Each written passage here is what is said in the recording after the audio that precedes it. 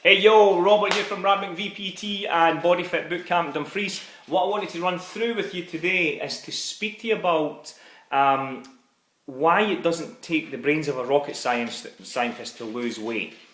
And what I mean by that is this: losing weight is based on emotion, not logic.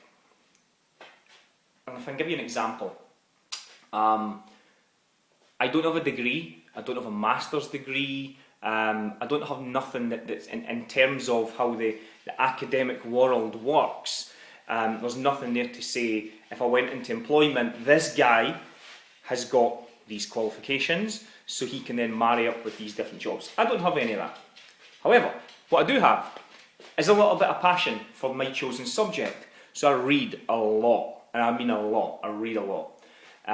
Not just books, but other references and what have you. I attend courses and workshops and seminars, and pretty much just put everything I've got into learning my trade so that I can understand it a little bit better and then pass it on to you guys.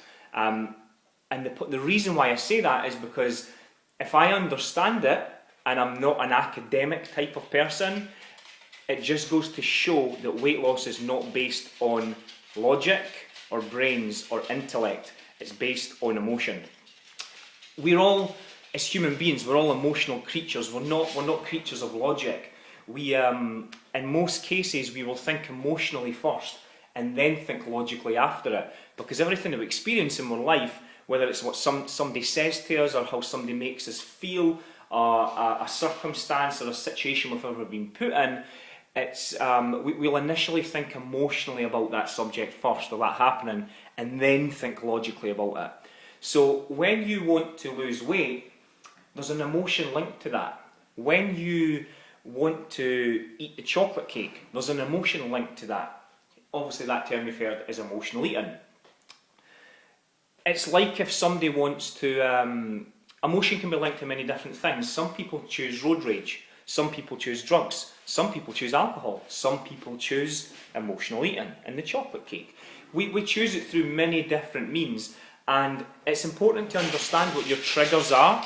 As usual in all my videos, you can hear my dogs running about in the background. They're going a bit crazy and having a fight because they're getting bored. I'm going to try and ignore them.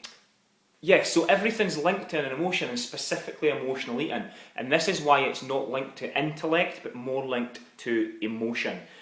It's the first thing you need to understand. If you forget anything in this whole video, just remember that it's emotion-based losing weight, not intellect-based. You do not have to be clever. You do not need to understand human anatomy and physiology, or endocrinology, or hormonal balancing, or a number of other things. You don't need to understand all this stuff. You can kind of get little tidbits of them, but you don't really need to understand it. You simply need to know you got to move a little bit more. You need to eat healthy and keep away from the shit pretty much most of the time. You need to rest and recuperate for a set period of time, the right level of time, which we're going to speak about in another video. And you've got to try and de-stress your life if possible. And that's really the four main components of losing weight. Pretty simple, pretty simple. For some reason, people seem to overcomplicate it. And the reason I think that they seem to overcomplicate it is because they move into intellect mode. It's nothing to do with intellect. You do not need to be intelligent. As long as you understand, for example, let's say if you have an argument with your partner and you reach for the chocolate bar, there's obviously an emotion linked to that somewhere. For me, if me and my partner ever have an argument, me and my wife, I tend to go drive out in the car because it's just my little escape. It's where I go and just diffuse the situation instead of having a full-blown argument. I just like to get away from it, let things calm down a little bit, and then come back and we can talk logically about it. Many people have different escapes. Some people will choose the bottle of wine. Some people will choose the crisps. Some people will choose the alcohol. Some people, which is wine of course, some people will choose the chocolate. Some people will have road rage and drug abuse and smoking and God knows what else. There's many different forms of it. But as soon as you recognise what the trigger is, you can learn how to control it, and you can replace that trigger with something different. The reason a lot of people don't get to where they want to go is because they don't realise that there's a trigger, there's something there that's staring them in the face and saying, okay, listen, you're feeling emotional, this is why you're doing this.